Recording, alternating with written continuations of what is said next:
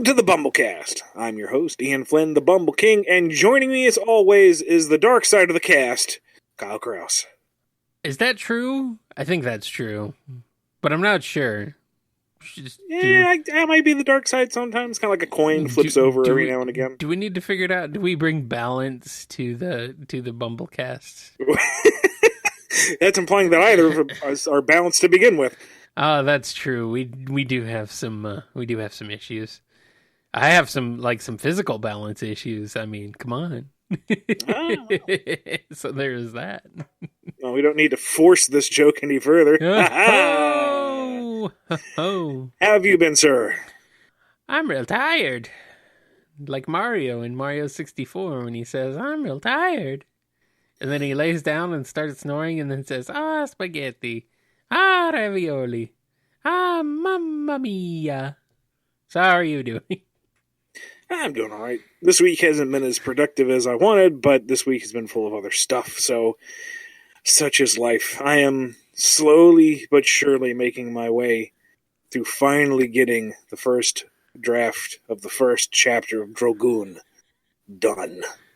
And once that's done, Adam Bryce Thomas, who is best known for his work on Sonic Universe and the Sonic Forces Online comic, will be doing the page work for that, and it will be glorious, and maybe we can get it out this year, which I really hope so, since we started advertising it summer of last year, because we thought we were going to be out last year, but it didn't work because life and stuff, and but I've set myself a goal to try to reach by the end of the week, because the week after I'm going to switch gears and work on another project, because I want to get that done before the con season hits up, and hoi, hoi, hoi, hoi, hoi.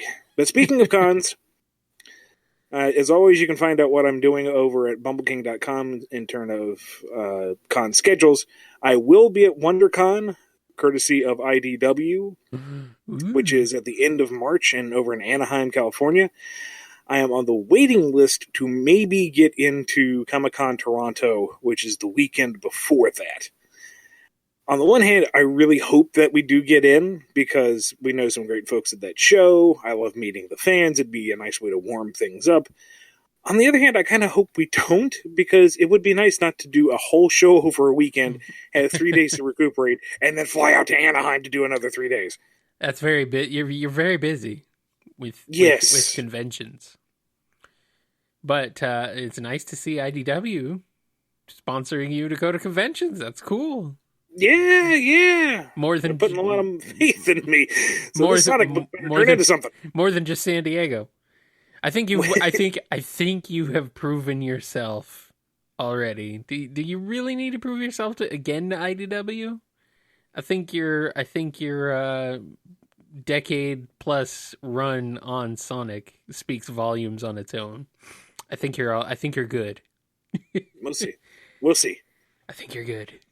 I can always be paranoid. I can always have that, what do they call it? Imposter syndrome.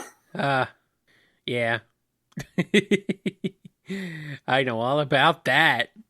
Anyway, I've been kind of trying to wean myself off of heavy use of social media lately. So that's been an interesting experiment. There's a lot of articles and think pieces that have been posted about social media and, the effect that it can have on your mind. And I've decided to try an experiment where I'm less active on it. I'm still there. I just don't look at it unless it is I'm notified of something. Or I need to look at it, like in the case of doing Q&A for this show. Sure. So I'm not closing down my accounts and just shutting everything out. I'm just like, all right, Facebook, I'm blocking the news feed. I can't see the news feed. And on my phone, I have the app hidden and basically blocked to make it a pain to open. In such a way that I have to input a code to open the app. So that way you're like, I wonder if anything's going on. And by the time you finally get it open, it's like, you know what? No, I don't. So it's I'm just sabotaging my own access to it. to social media. That's probably a good idea for everybody. So I'm still kind of there. Like, I'm still able to, like, Facebook Messenger is like almost a necessity at this point in a lot of ways. Not for everybody, but I mean, it's definitely something that a lot of people have come to rely on. So I'm still there. But I'm just kind of like, I've been experimenting with kind of blocking my access, so much access to just mindlessly and endlessly reading social media timelines. So that's been an interesting experiment, and I'm wondering if it's going to change my brain at all. Hasn't worked yet, so I don't know if that's been the source of anything going on in my head or not, but hey, I might as well give it a shot. We'll have to check back on you in a later BumbleKast to see how you're doing. Sure, we can talk about that a little bit more later on. And I don't dislike social media. It's just kind of a, sometimes you need to take a step back a bit. So. It can be overwhelming just with all the news and all the opinions coming at you at all times constantly. It's exhausting. Exactly. And, I'm still there, so you can still contact me. I still, I'll still I don't get notified directly necessarily, but I can at least, I have ways of being able to see when I have a notification without just having to pop open the app. Ooh, what's this? Or look at my phone and ooh, I have a notification. It's like, no, I turned off notifications for that. But I can still at least have some access. So, if you need to get a hold of me, I'm there, but I'm just experimenting a little bit by backing away a little bit. Are we ready to give away a BumbleRaffle prize to a BumbleRaffle winner? I think we are. The BumbleRaffle is a contest we have on every episode where you win some random prize here on the BumbleKast. You can enter by emailing us at BumbleKast@yahoo.com. Just say what episode you want to be entered into the raffle. Or you can be a patron over at patreon.com/BumbleKast and be automatically entered into every drawing. Everyone has the same chances, but those on the Patreon do get entered automatically while everyone else has to write in. So this episode's winner is... Papadripopoulos. I think I got that on the first try. Which is far better than I would have, because I've been rehearsing this, and I'm like, Papa, drop it, Papa, can't do it,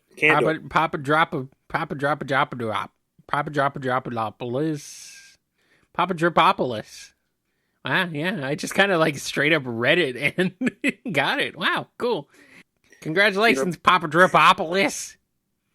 See, I want to be able to say it. It feels like it'd be a fun word to say. Just gotta say Hydropolis, but add Papadrip to it. In the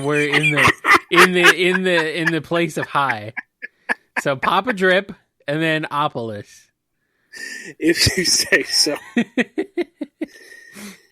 Speaking of the BumbleRaffle, we found out the hard way that some of the download codes that I'd been sending out don't work. And my contacts for those codes have left the company that they came from, and I no longer have contacts.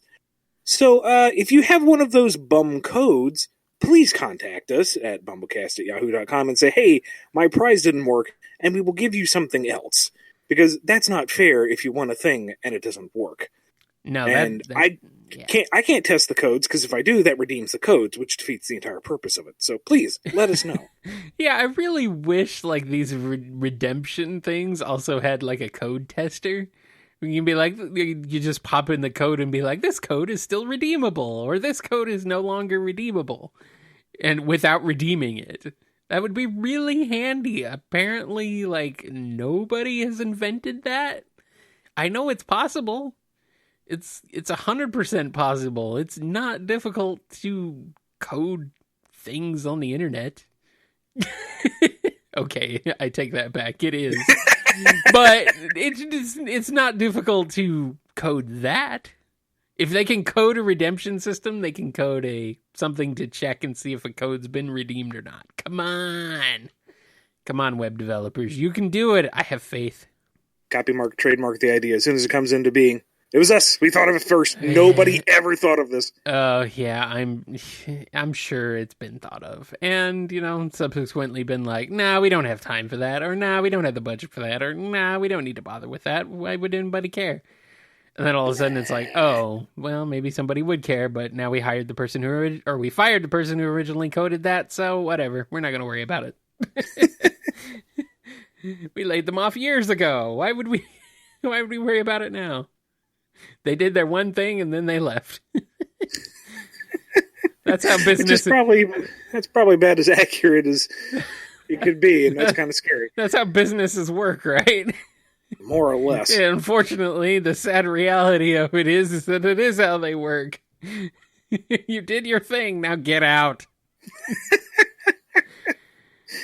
But that's not the BumbleKast. The BumbleKast is we're here forever. The BumbleKast will live on. Content whether we want to or not. The BumbleKast will live on. We're here. We're here. We're ready. Let's go. Let's talk about the thing we're going to really talk about. Right. So one of the rules we had for the BumbleKast as we started up was it was going to be an easy listening show. So we weren't going to get into heavy topics like religion or politics. But this episode, we're going to buck that because we're going to be talking about The Last Jedi, which is nothing but political at this point because everyone has staked their claim on some side of it. They either love it or hate it or whatever. Easy listening podcast. Now I want some smooth jazz in the background, but I don't want to do that. I don't want to put the effort into doing that. Into finding some smooth jazz, but since you said easy listening podcast, I'm like, I could go for some smooth jazz right about now. Patrons, this is our new goal. Give us enough money and we'll have T-Lopes do a looping soft jazz remix of the theme. How's that? Oh, jeez. It has to loop for like 15 minutes, dude. Otherwise, people will get really freaking sick of it. He has done such magic in the past. I'm sure he could do it now. I'm sure he could, yes. Anyway, yes. Let's talk about Last Jedi. We're a few months late, but hey, Star Wars is always relevant.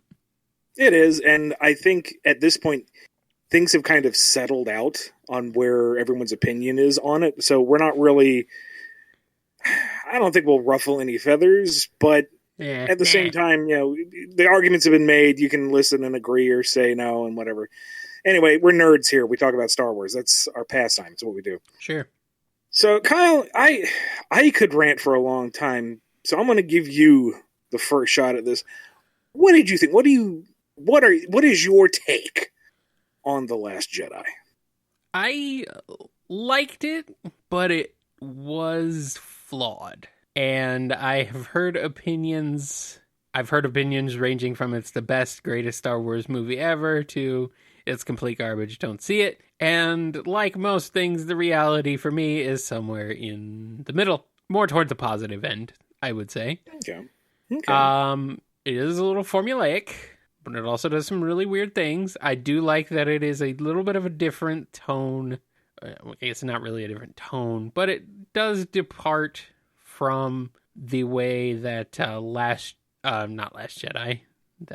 Force Awakens sort of directly retreaded and made references to A New Hope. Mm-hmm, mm-hmm. Now, I'm looking at your notes here. Uh-huh. And your notes really make a good case for me being completely incorrect about that. And I had to make those notes because I knew I would get on a tear and forget some point. You're not. These notes are not incorrect about this movie. But please continue. But have your say. I think that I'm going to say that the set dressing is different enough that I was okay with it. It was passable. It was like, okay, well, I mean, sure, the plot beats kind of are the same, but the set dressing is different enough that I'm like, okay, I'm okay with this. But I don't know. There were certain things that were kind of interesting choices, interesting decisions that I don't know if it was the writer or the director or whoever made the decision for them, but it was kind of kind of an interesting choice that I don't know if I would have made if I were also making the movie. So, but really that's about all I can say. I don't have a majorly strong opinion on it. I liked it. It was enjoyable. It was not a poorly made Star Wars movie. We've seen 3 of those. So it was better than the prequels. So we know what a poorly made Star Wars movie looks like, and it did not even begin to approach them, I would say. I'll agree with that. So I think we're good. I think I'm okay with that. I'm probably a little more forgiving about that because of where the franchise has been before. It was like, okay, well, it had issues, but it's better than the prequels. It could be worse. Yeah, all right. Yeah. So you go ahead and have the floor, Ian. You have some opinions about this movie, and I'm glad that your opinions of this are like actually kind of opinions. Well, they're actually kind of eye opening in a way for me. Like, you brought up stuff that I didn't necessarily think about, and I think maybe that's because you're a writer. So I guess you have more of a mindset of being able to break down story in your head that I don't necessarily do while watching something. So, but go ahead. For me, I think the central conceit of my opinion of this film is that it does some really key moments very, very right. Right. It's visually stunning. It has these high points that, as a Star Wars fan, got me super hyped and got an earnest emotional reaction out of me. And they serve to piss me off because the rest of the film is so badly constructed. It's like, I can't enjoy this because it's so bad, but there's these good moments. How dare you have these diamonds in the rough? So let's start with the broad. Do it. Go for it. Anger management here. Okay, the big point is I enjoyed The Force Awakens, but the main problem with it was a beat-by-beat rehash of A New Hope, which I was willing to forgive because after the prequels, you needed to restore faith in the franchise, go back to formula. It was a fun film in its own right, and you just kind of rolled with it. The next one needed to be something new. And what we got was a retread of Empire Strikes Back. Not an exact shot for shot, but too close for comfort. Let's review, shall we? As I was watching it, I really didn't notice hardly any of that. I didn't pick up on it on my first time through either, but the more I thought about it, the more it fell into place, and the more sour I got.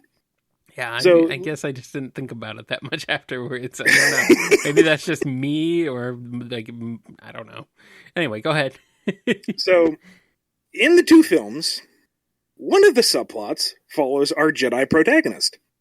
That Jedi protagonist goes off to a remote, hard-to-find world so that they can receive training from the last Jedi Master, who just happens to be a little eccentric. While they're out on that hermit world, they find a place that's strong with the dark side of the Force.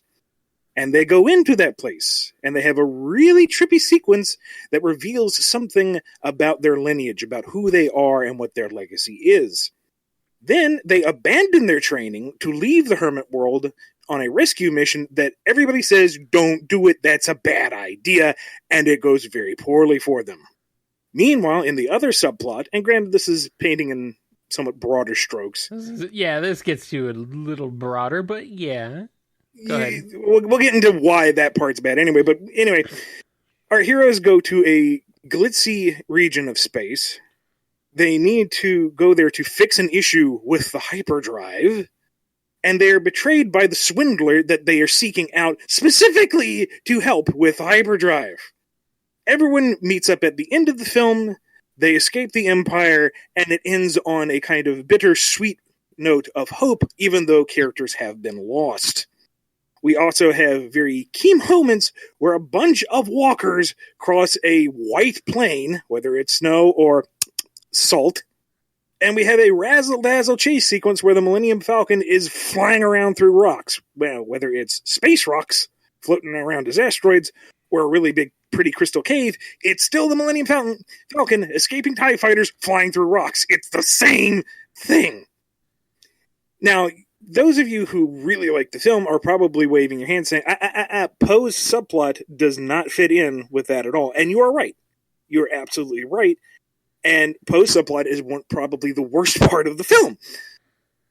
But we're getting ahead of ourselves. So, we've already established that it's a retread of Empire. Just go with me here, folks.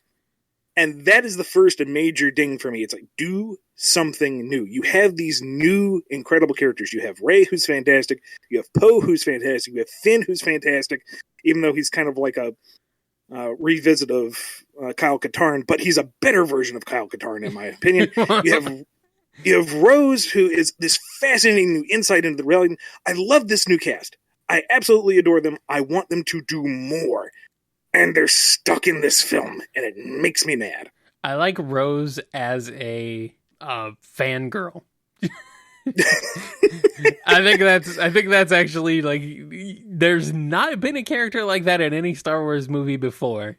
And I think I think that's really cool. Like, someone who's just a big fan of the people who did things in the last movie.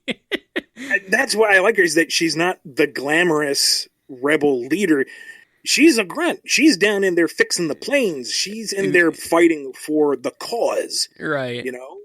She's not the last Jedi. She's not the princess. She's not the handsome smuggler. She's the grease monkey.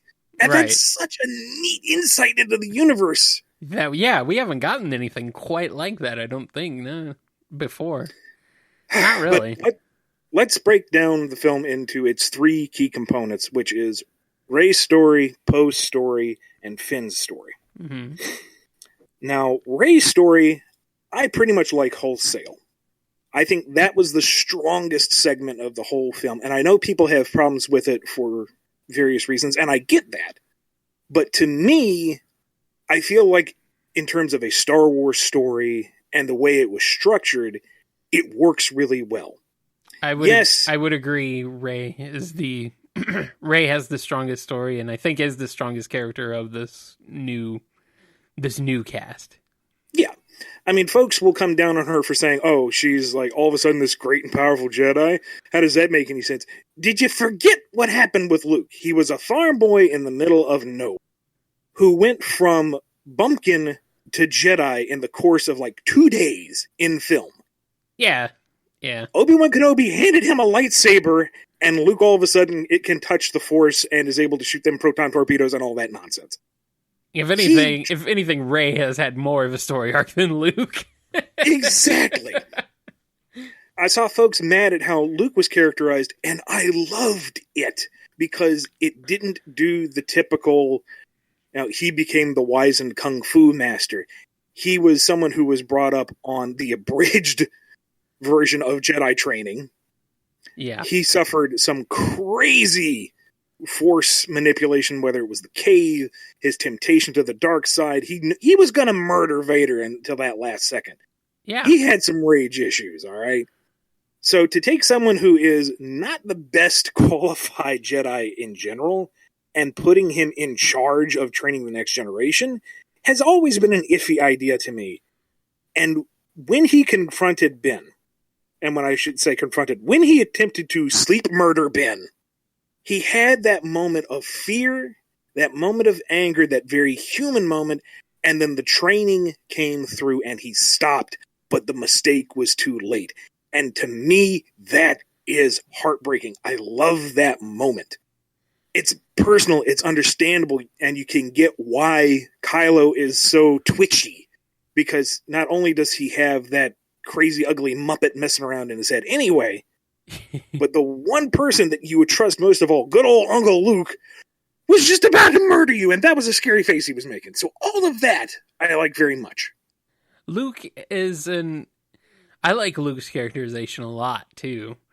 I think this is the perfect progression of going from whiny farm boy Luke back to whiny hermit Luke. because he's kind of whiny. He's always been whiny. That's been his character trait throughout the entire freaking franchise. Even in like Empire and Jedi, when he seemed a little bit more wise, he was still kind of that whiny kid at heart. And I think at this stage in his life, it made sense for him to be like, still kind of that, like, oh, it's pointless. There's no point. I don't want to do this. It's completely pointless. It's useless. It just keeps, I can never fix anything. It just keeps breaking. And no matter how hard I try to fix it, just keeps breaking. And it's like, well, yeah, that characterization makes complete perfect sense. I don't understand this sort of heroic ideal of Luke Skywalker, because if you watch the original 3 movies, there's not really that there in his story arc, to me. The other thing I liked, and this one got a lot of flack, was some folks didn't like the way Kylo Ren and Rey's relationship developed. And I am 100% on board with that subplot, because look at Rey, who grew up in the middle of nowhere with no real friends or support to speak of. I don't really know beyond the extended universe. I'm sure there's a little bit there, but from what we were given in the film, she was very, very lonely. Mm-hmm. And now she has this incredibly powerful and frightening power inside her that she has gone halfway across the galaxy to figure out. And she's getting zero support. Mm-hmm. And what's Chewbacca going to tell her? That doesn't really tell you how to move the box with your mind. And Luke's not being supportive. And her friends are in danger. She knows this. So she needs to figure this out fast. The only connection she has is Kylo Ren, who is her peer, who is also, kind of lost in his own little sea of the Force. They have a lot of things to bond with. And it's not like she immediately became best buddies with him. She was really, really upset with him for obvious reasons. And it was through time and the fact that she was so alone, and he is the only one there that she can talk to. Plus you've got, Senior Hamburger Face off to the side manipulating things, making sure that they have that strong emotional connection. It makes sense that she would, find some solace in the only other voice out there that she could talk to. The fact that she went to rescue him, to try to turn him to the light side, aside from the manipulation of Snoke, is her desperation to find a place in the universe and to do good. And I think that is the Jedi way, is it not? Absolutely. So, and the fact that Kylo Ren is able to manipulate her makes sense as well, because, yeah, he's unhinged, but that also comes from his own abandonment issues, and he is well into the dark side of the Force, which is a corrupting, manipulative side of the Force anyway. Exactly. It all fit together. I really liked how it went.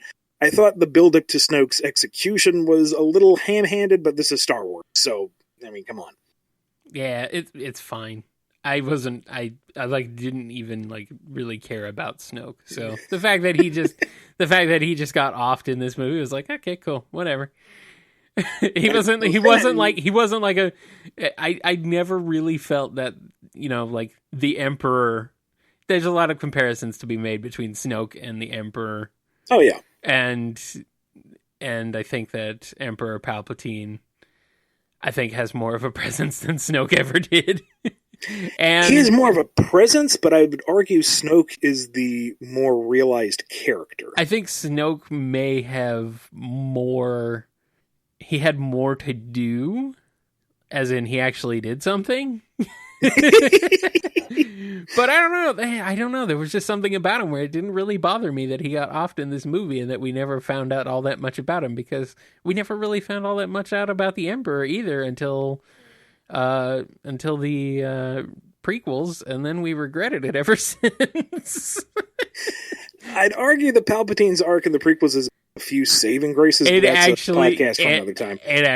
I would agree with that, actually. I actually think that Palpatine is amongst the best characters of the prequels, along with like Obi-Wan, and that, well, I guess, yeah, and that would be about it. Just those two. Mm-hmm. Mm-hmm.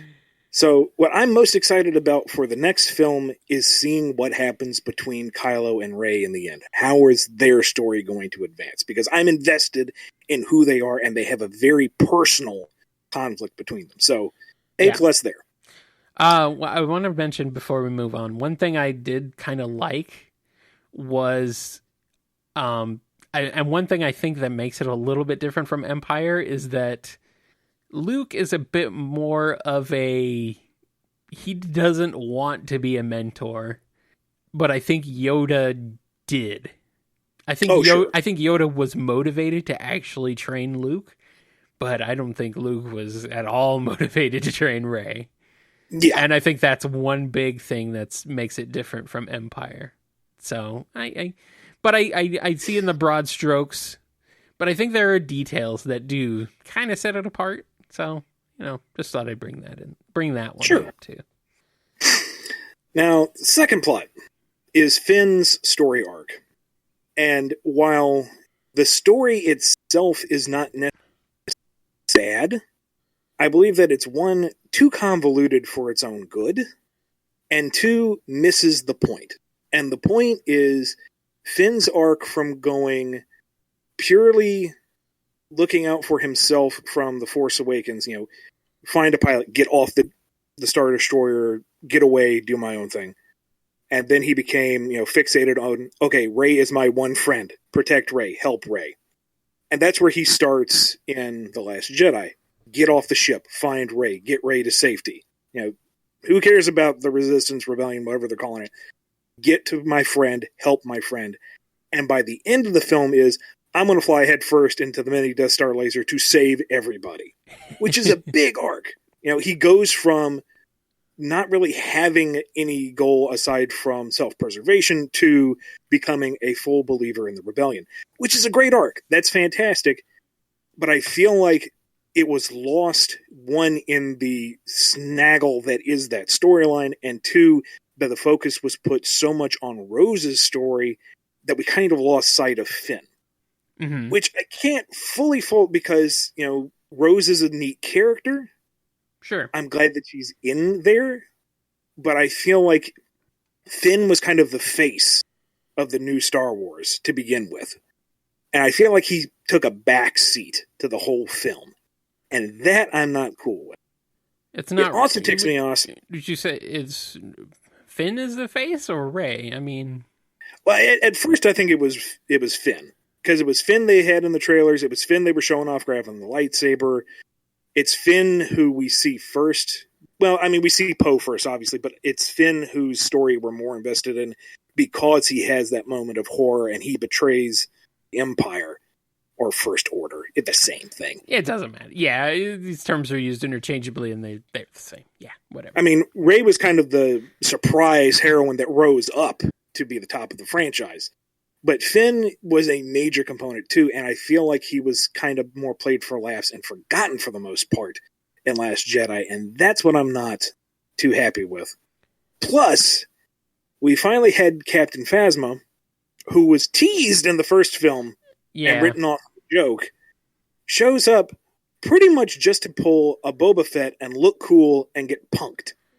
Yeah. And you had the opportunity there to have her and Finn have their antagonistic relationship to explore Finn's side of things, build where he was going in the arc, and actually make use of the actress and the character, and none of that really happened. Honestly, if in the next movie Phasma is the main villain, I'll be very happy because that would be awesome. She is definitely in deservement of that because, man, she is woefully underutilized. I mean, yeah, they made it pretty clear she died, but given what Anakin went through and came back as Vader, she can come back Vader-esque. You know Please, what? Yeah. Why not? Bring her back. Come on, this is Star Wars. Bringing people back to life is this series' MO. Like, Yoda might as well not even be dead at this point. It doesn't matter. So, I mean, again, I don't begrudge Rose's existence or her subplot. And it was neat seeing I don't want to say the bad guys, but the negative influence of society that wasn't Mos Eisley yet again. You see that, evil works at every level. Sure. And the swindler hacker guy, whose name I don't even remember because he seemed like such a non-entity in the film to me. He was more of a plot point. I would agree. He was just like, what? Who is this guy and why aren't you Lando? Yeah, I mean, the weird mannerisms, the stutters and such, that I feel like that's the only reason why he sticks out at all, because you have this weird character quirk, but there was no real charisma or character to him. I did like that he pointed out that the funding for the Rebels and the First Order all comes from the same place. Manufacturers don't care who fires the gun so long as they buy it. That was a neat bit of depth that they added to the mythos, but you didn't need him to do it. Really, the entire segment in the casino planet wasn't needed at all. If the whole point of the story was to show that the downtrodden are the foundation of the rebellion, you could have done that 100 different ways. I mean, the ship that they eventually get on to turn off the hyperdrive tractor, beam, signal, whatever, it's a huge ship. It's like the size of Manhattan by official numbers. Right. So you can have a slave labor force on that ship. It has been established that those guys like to take slaves. It's not really new. Sure. You can have the grunt force within the ship who don't even like the First Order, but hey, it's a job and they can't really leave. That would resonate with Finn and Rose. Give them something to do on the ship, keep it very straightforward and simple, and you can have Phasma as this lurking presence throughout the whole thing. Once again, this ship is enormous. It's city-sized.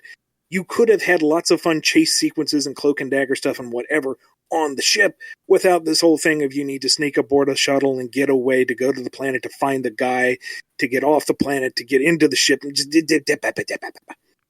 if they had gone to the casino planet and just found Billy D. Williams sitting there and picked him up and like, hey, Lando, we need your help. And it was Lando. That would have been way better. I don't know how it would have fit to the overall narrative, but yeah.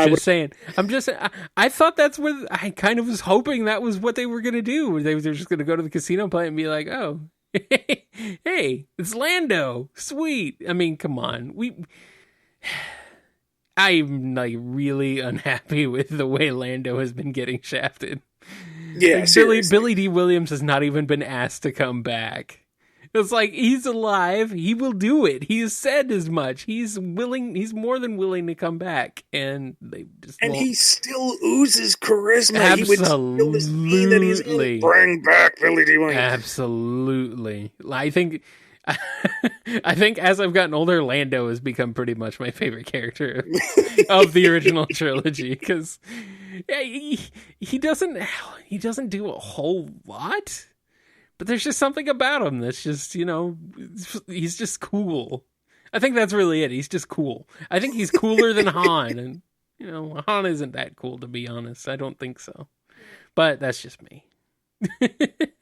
Maybe it's because I've had a whole career of watching the ups and downs of crap. Harrison Ford, yes, thank you. Sorry.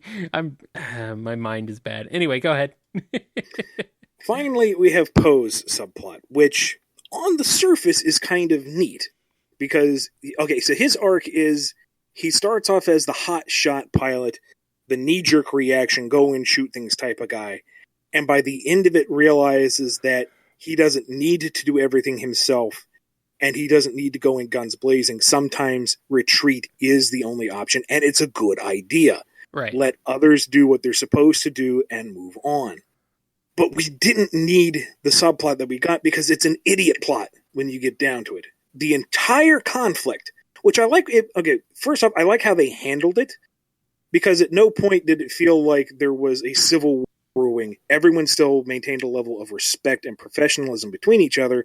It was just a stark difference in ideals and how to deal with the Empire. First Order, bad guys, whatever. But everything hinged on the fact that Poe didn't understand what the mission was. which could have been handled by taking him to the side and saying, look, we have a plan. That was his whole problem. He thought they were just running away. He didn't think there was a plan. He thought they were giving up and just scuttling off to do nothing. That was the whole point of the conflict, and it didn't need to be there. If it was a matter of he got demoted for flying off the handle, that's still an idiot move by the upper brass, because they know that just because he's been lowered in rank today doesn't mean that everyone underneath him is suddenly going to ignore what he has done or their respect for him. So you pull him to the side and you say, look, we have a plan. We're going to lead the Empire First Order off this way, go to the backup planet and get things going, and then we will strike back. Mm-hmm. He would have been all over that. Maybe he would have been iffy about the whole running away to begin with, but give Leia or Admiral Holdo that moment to, be the diplomat and see his turnaround. What's the other option? Fly in and get everybody killed? What you need. Ugh. Of course, the entire chase sequence, it began really cool. Like the level of oppression and fear that it instilled was really effective. Mm-hmm. And it falls apart in the end because, number one, that last frigate, capital ship, whatever. Maybe I'm missing something. Did they say at some point that the autopilot broke? I'm not sure. Because I don't remember. Even if it didn't, they got droids. Sure. Number two, the shuttles are getting picked off bit by bit. And we have multiple shots of the Admiral going, oh no! Turn the ship into the line of fire! Protect the shuttles! That's the whole point of this subplot, is protecting the people, and you're sitting there in a literal flying wall of metal going, oh no! Multiple times. And yes, and this has been covered by multiple people in multiple venues, but the hyperdrive suicide dash was cool to look at, but it completely undermines the entire mythos. Because the Death Star should not have been a problem. You load up one droid onto one capital ship, you line it up, you hit the hyperdrive, boom, no more Death Star. You have the entire Imperial fleet coming down at you. Oh no, everyone load your R2 unit into an X-Wing, aim, fire, done. Yes, it's extremely costly to send off a entire fighter jet to do that as a missile. But those Star Destroyers cost a whole lot more. And yes, the Empire is big, but you would be causing catastrophic losses in terms of funds, material, personnel. It would be a huge game changer, and now that genie's out of the bottle. We can never go back unless we're willing to just completely turn our brains off and say, okay, nobody's going to do that anymore. There is no reason why they shouldn't have done it forward. There's no reason to do it after this. All of the threat that any enemy can provide is out the window. I'm kind of wondering if just no one ever tried it before. That would be the only thing I could think of. Would be like, they never thought of it. They never tried it. I don't know. I don't know the physics of light speed in the Star Wars universe off the top of my head. I'm sure Wikipedia can tell me, but yeah, I don't know. And I don't know. So, I don't know. Maybe that's how they do it. Maybe that's how they solve whatever happens in the next movie. They just do a freaking missile burnout right into the side of whatever. Now, I've ragged on the movie a lot because it has serious issues. Yeah. And I kind of dread the thought that the writer/director is now getting a whole trilogy of his own because, oh boy, if they're the same, it's going to be rough. But there were some fantastic key moments, such as when Rey's trying to get Luke's attention and he's ignoring her, and then Chewie kicks in the door and just starts yelling at him. I loved it. That's the character interaction that really sells me on the movie. You know, here's these old friends, and you can, Chewie's going, but you know what he's saying. Oh, obviously, yeah. He's tearing Luke a new one. What are you doing? This girl comes all the way out here. You get out here. You train her as a Jedi right now. I didn't watch Hound just so you can sit in here and mope. Get out here. Love it. Love it, love it, love it. When Luke is going around the Millennium Falcon, almost as if he's walking through some haunted house as he's reliving all these moments. Hamill sold that beautifully. And then when he sees R2, and R2 plays the hologram message of Leia from the first film. Uh-huh. You know what I mean, the first film. You don't Chronologically. need the dialogue. You know what it means. And, that it hurts the heartstrings. It tugs them real hard. Mm-hmm. And then I thought it was kind of weird early on when Rey is in the rain, and then because of the power of the Force, Kylo Ren's glove gets wet. I'm like, that's a weird use of the Force. Wonder why they included that detail.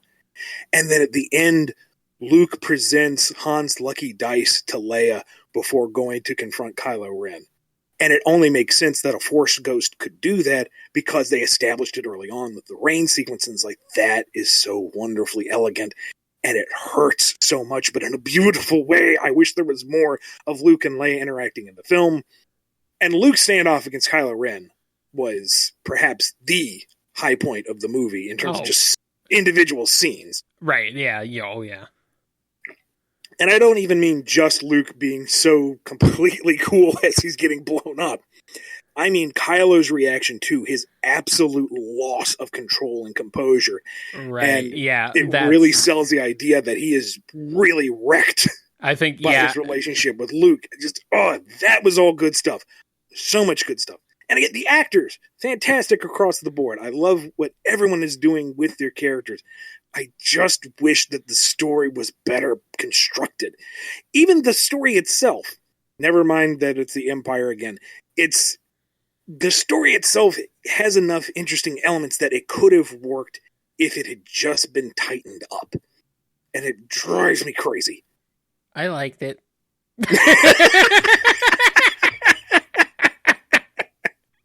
So that is my nerd rant on The Last Jedi. I'm sorry. We've been at this for a while, man. I've been enjoying this discussion, though. It's just been like, well, I'm kind of out of steam now. Is it a discussion or is it a dissertation at this point? Professor Ian's reasons on why this movie is bad. Your papers are due at the end of the term.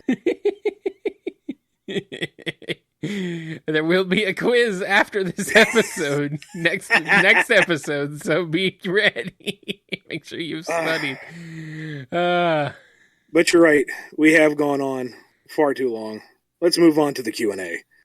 All right. Let's do some Q&A real quick. Let's try to make this quick, shall we?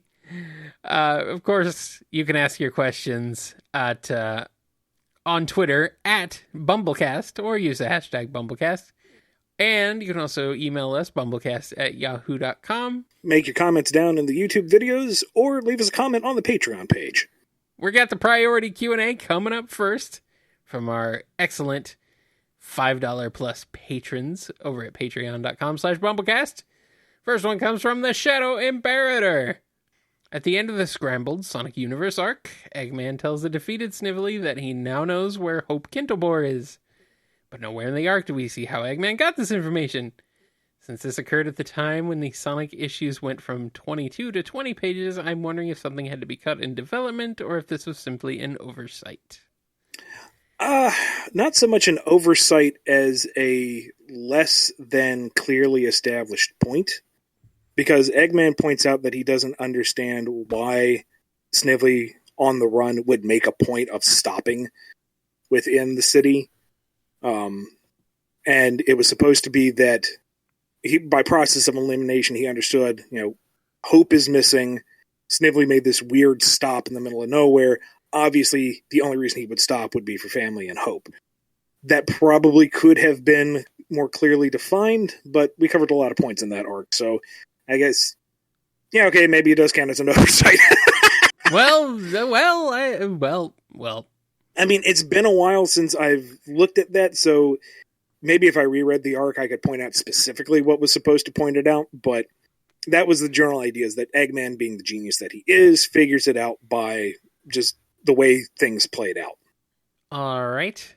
And next, we got one from Saturn-Flicky. What is your understanding of the distinction between Sonic's world and the human world? At first glance, Sonic Adventure appears to be set in the human world, but it also features the land of the Knuckles tribe. I think you mean the Echidna tribe. No, it's called the Knuckles tribe. Oh. Well, Okay. Conversely, Sonic Rush appears to be in Sonic's world, but has an aircraft carrier full of gun robots. What's your take on this? It's that dreaded 2-word term, loose continuity. When you get down to it, there is no simple and clean way to explain everything. I know, I've tried. But yeah, Sonic Adventure clearly takes place on the human world, but there are elements of Sonic's world on there. Angel Island is present. Why? Sonic Adventure 2 clearly happens on the human world, but why did Professor Gerald make a Sonic World hedgehog as the template for Shadow, why was the huge crisis, which I'm assuming is the name of the aircraft carrier, on Sonic's world? It really doesn't quite add up, and it might just be the rule of cool when you get down to it. I know I have my explanations. Maybe I can work that into the IDW book down the line, but as I've said in previous interviews and stuff, my focus in the book initially is just to hit the ground running, and later on we'll explore the deeper lore and the history and all that. Loose continuity and loose canon is a bit like a loose stool. You need a screwdriver to tighten that thing up a little bit. Am I right? If you say so. I'm not familiar with that turn of phrase. Are you familiar with a loose stool? Oh, there's ways I could take that. Let's move on to the next question.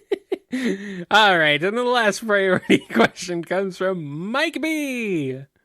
Are the new comics going to be based on the 2-world canon, or are we still going to have just one world with both Mobians and humans? And we have established Mobian is technically not the term, but yeah, whatever. We know what you mean. We'll go with that. Because modern Sonic is set with the 2 worlds, that's where the comic is going to be. When the reboot happened in the old world, had I known about the 2 worlds thing, that's where we would have been to begin with, because that's the standard that the game set. That is what they have. The whole reason why we got away with it being just one planet is because we never really specified where we were when we were getting those scripts approved. It's just like, yeah, now we're over here with Gun. Where are we? We're over at this place. Don't really need to worry about what planet it's on. And really, that's what it boils down to, is what planet it's on hasn't ever really affected the stories of the games. I mean, sure, when you get into the details, right, as we have exhaustively done on Last Jedi, it can be annoying that things don't perfectly sync up. But for the individual stories, it doesn't really matter too much about what planet is which. It's just if you see a bunch of humans, you're on the human world, but animal people were on Sonic's world. It's not that hard of a distinction. I've never even really thought about it. Never even occurred to me that there was a whole 2 worlds thing. It sent quite the ripples through the fandom when it's never even crossed my mind. I never even in my, let's see, how many years of Sonic fandom of enjoying Sonic media, it's literally never even happened since 92. Let's say 92. So let's say 24 years, 25 years, however long I've been a fan of Sonic. I've never even conceived of there being 2 worlds. So this is news to me.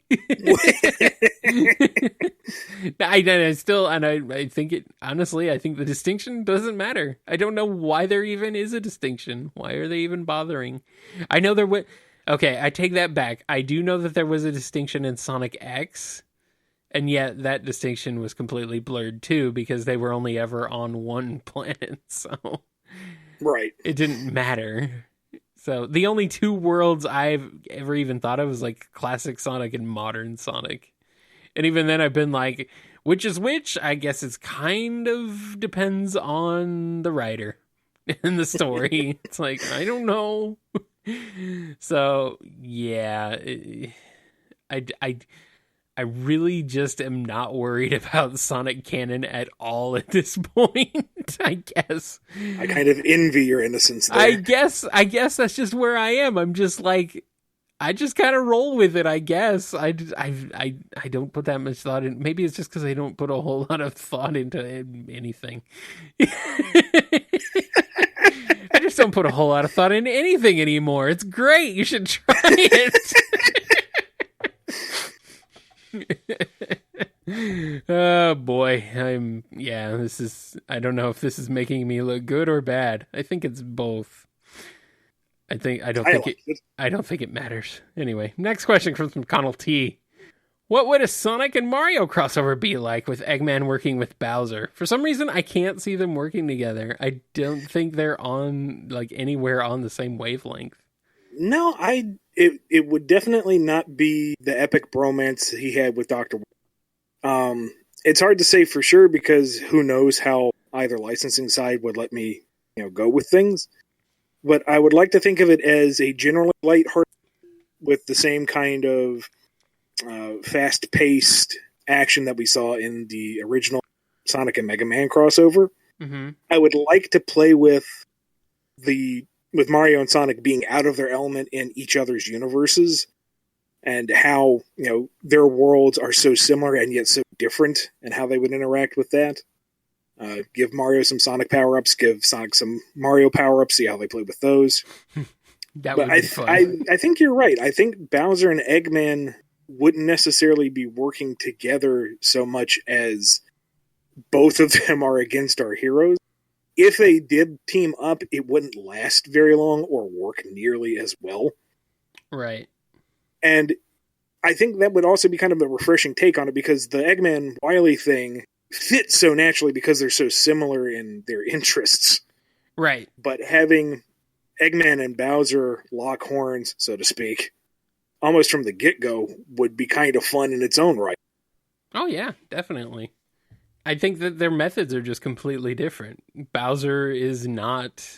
He doesn't, manufacture things. He's not a genius. He's barely even intelligent. It varies from game to game as to what his intelligence level even is.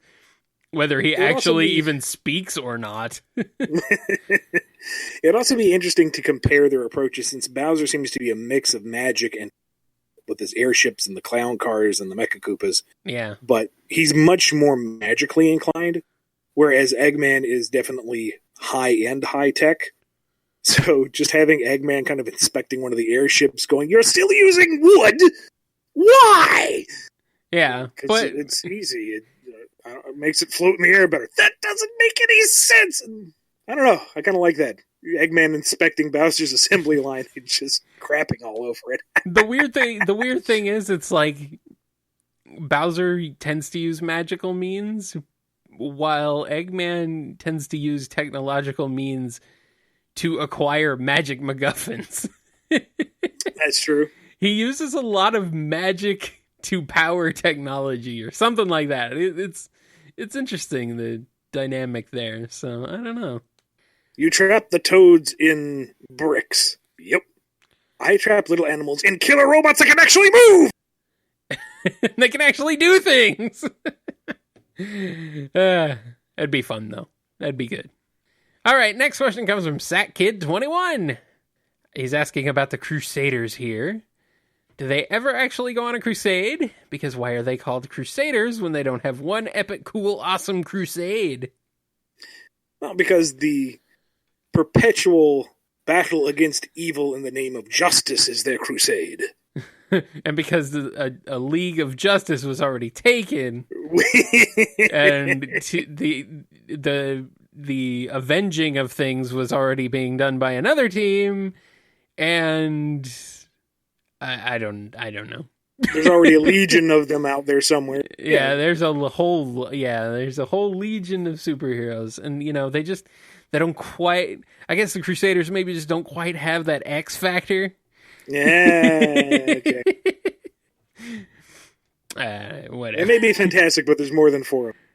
Yeah. Well, it depends on the team if there's more than 4 of them.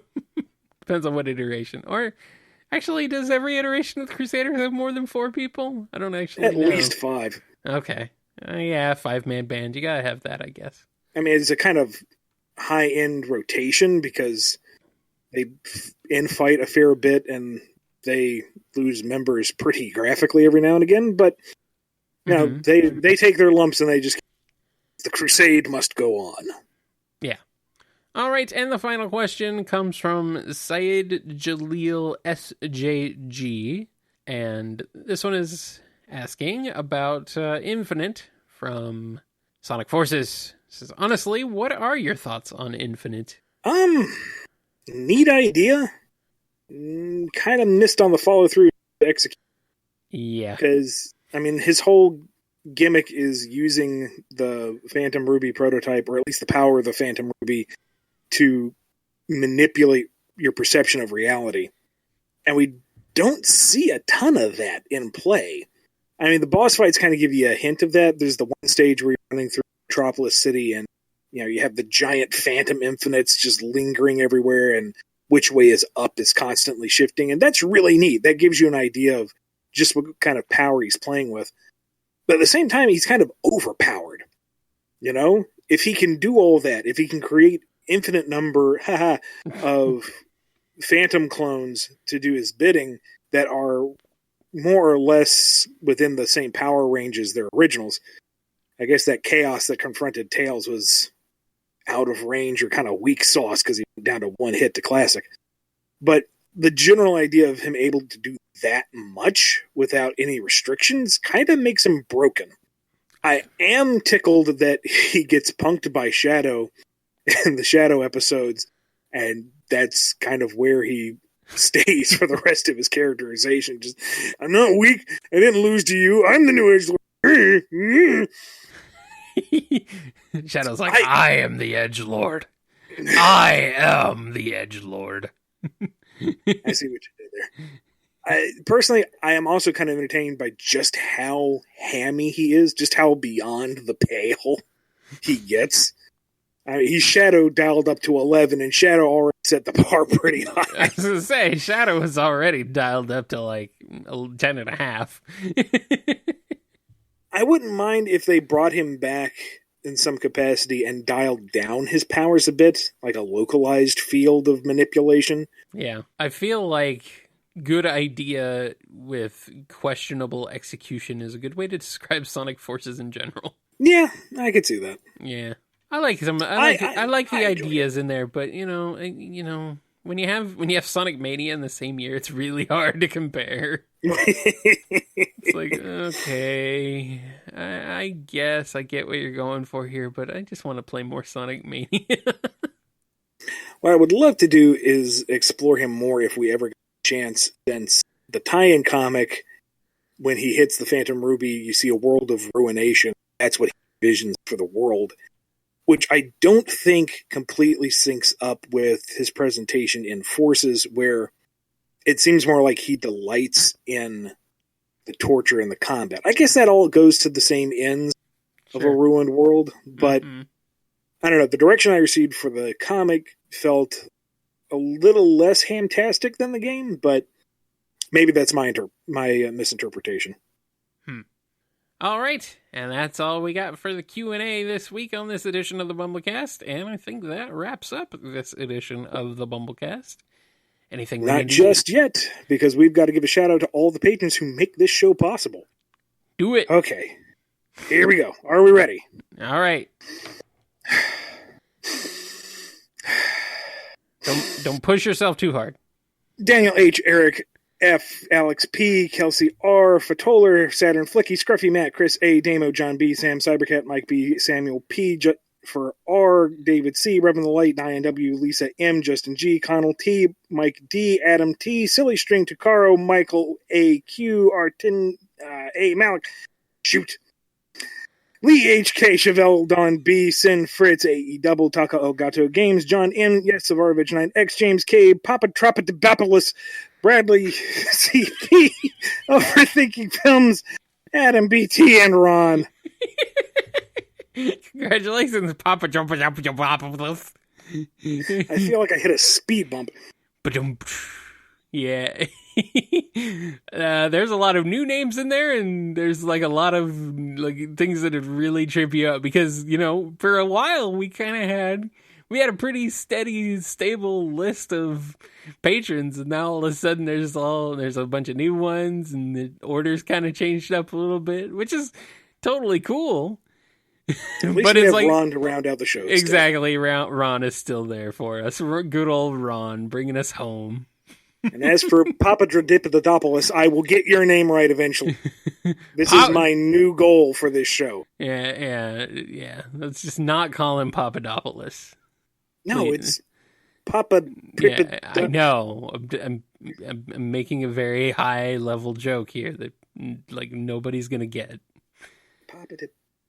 Kyle, where can they find you after the? Well, I mean, you can find me on Twitter. You can hit me up on Twitter there. I'll respond to you. I may not see you immediately, but I'll see you. I'll see you. You can also find what I'm doing over at KNGI on the KNGI network, where you can find archived episodes of the BumbleKast, along with many other shows, including my other show, Nitro Game Injection, which is a video game music remix show, streaming live every Saturday night at 7 p.m. Eastern Time.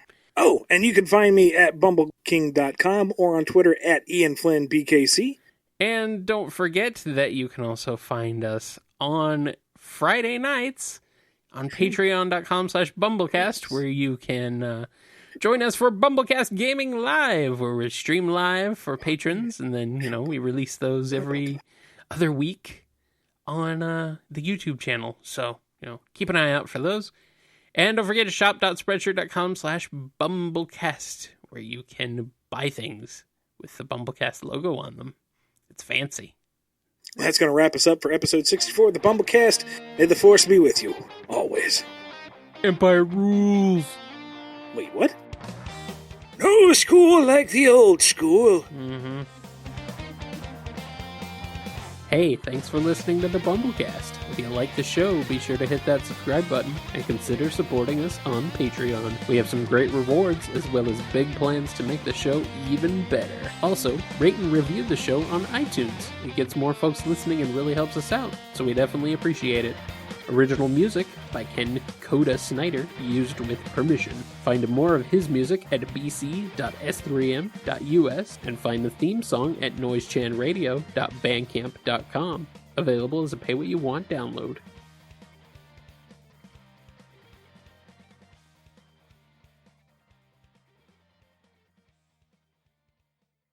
And what's the other one? Make your comments down in the YouTube videos, or leave us a comment on the Patreon page. All right, I'll edit that so I don't sound so dumb. And I've completely forgotten what we're doing here.